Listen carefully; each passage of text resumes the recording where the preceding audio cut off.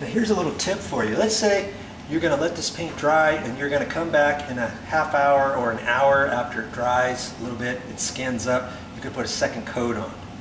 What you can do with this is leave this extra paint on here, and I can just add a little bit more, wipe some off, let's say, like that. And you take a piece of plastic, wrap around here, and push it on nice and tight so that there's no air, and then you can just leave it alone.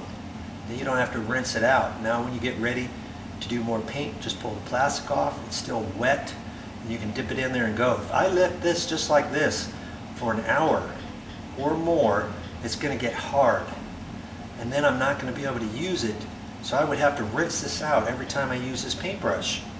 You know, but because I'm going to use this one more time, I think I'm going to go back on this base.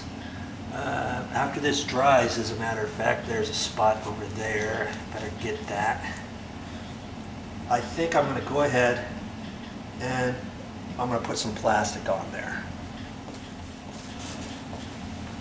Try as I might, I couldn't find much plastic, but you go to the hardware store enough, you got a hardware bag, you can use that. You can use a grocery bag, you know, that you get, whatever.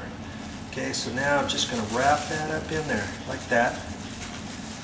Fold that over, and that is all wet and saturated. I'm going to push it tight, make sure the air is out of it, and I can leave it right like that. Okay. In fact, I probably should get the paint can lid.